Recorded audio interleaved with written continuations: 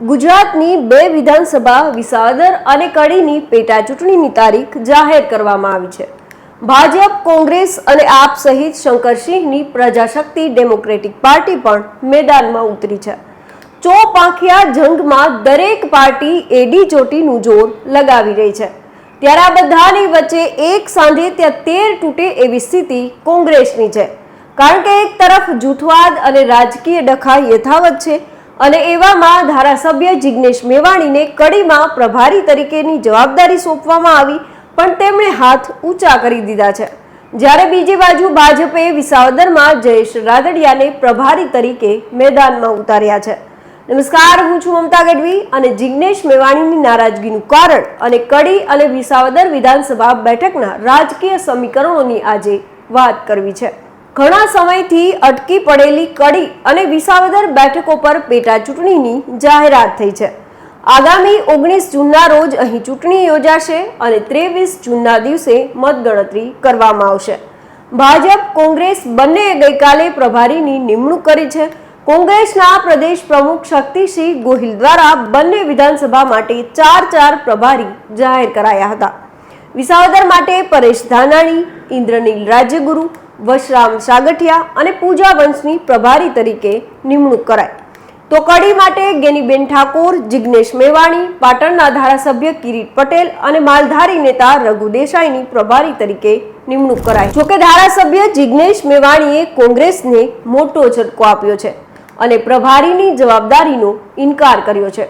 માહિતી મુજબ અમરેલી ઘટના અંગે પક્ષ સામે નારાજગી દર્શાવ્યા બાદ જિગ્નેશ મેવાણીએ નવી જવાબદારી નિભાવવા માટે ઇનકાર કરી દીધો છે।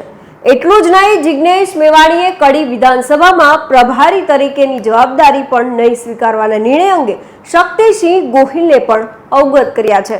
આપને જણાવી દઈએ કે જિગ્નેશ મેવાણી અનેક વાર પક્ષથી નારાજગી દર્શાવી ચૂક્યા છે। કોંગ્રેસમાં જૂથવાદ અને રાજકીય ડખા યથાવત છે। એવામાં ધારાસભ્ય જિગ્નેશ મેવાણીને કડી બેઠક પર પ્રભારી તરીકે જવાબદારી સોંપવામાં આવી હતી, પણ તેમણે ના પાડી દીધી છે।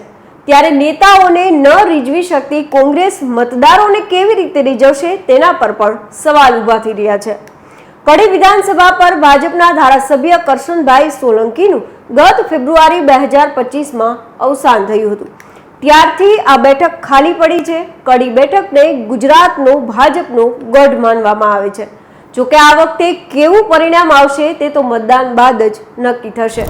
વાત વિસાવદરની કરીએ તો વિસાવદર બેઠક પર આમ આદમી પાર્ટીના ધારાસભ્ય ભૂપત ભાયણીએ રાજીનામું આપ્યા બાદ આ બેઠક ઘણા સમયથી ખાલી હતી। જોકે હવે કાયદાકીય અડચણ દૂર થયા બાદ આ બેઠક પર પેટા ચૂંટણી જાહેર કરવામાં આવી છે। 2014 અને 2017માં કોંગ્રેસની ટિકિટ પર ચૂંટણી લડીને હર્ષદ રીબડિયા ધારાસભ્ય બન્યા હતા। બાદમાં ભાજપમાં ભળી જતા 2022માં ભૂપત ભાયણી અહીંથી જીત્યા હતા। એટલે વિજયથી 3 ટર્મથી ભાજપના કોઈ ઉમેદવારની અહીં જીત નથી થઈ, એટલે આ બેઠક ભાજપ માટે ખૂબ જ મહત્વની છે। વિસાવદરમાં આમ આદમી પાર્ટીએ અગાઉથી જ ગોપાલ ઇટાલિયાને મેદાનમાં ઉતાર્યા છે, જ્યારે ભાજપ અને કોંગ્રેસે હજુ પણ પોતાનું પત્તું ખોલ્યું નથી, પરંતુ હાલ ઉમેદવાર શોધવાની પ્રક્રિયા શરૂ છે। આ ઉપરાંત શંકરસિંહ વાઘેલાની પ્રજાશક્તિ ડેમોક્રેટિક પાર્ટીએ લાલજી કોટડિયાના નામની જાહેરાત કરી છે।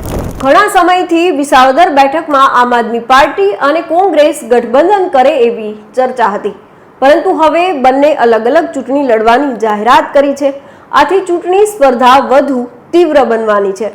કોંગ્રેસ અને ભાજપ પણ આવતા કેટલાક દિવસોમાં પોતાના ઉમેદવારો જાહેર કરશે।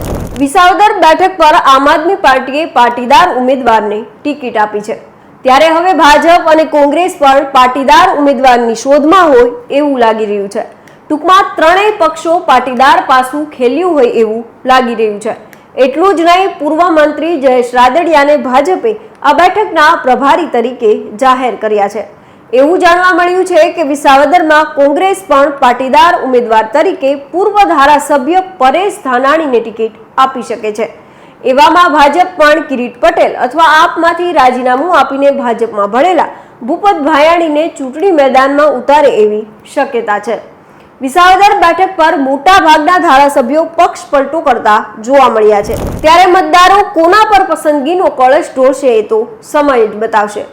જો આપણે ચૂંટણી કાર્યક્રમની વિગતે વાત કરીએ તો 2 જૂન સુધી ઉમેદવારી પત્રો ભરી શકાશે. 3 જૂને ઉમેદવારી પત્રોની ચકાસણી થશે. ઉમેદવારો 5 જૂન સુધી પોતાનું ફોર્મ પાછું ખેંચી શકશે. 19 જૂને મતદાન યોજાશે અને 23 જૂને મતગણતરી હાથ ધરાશે.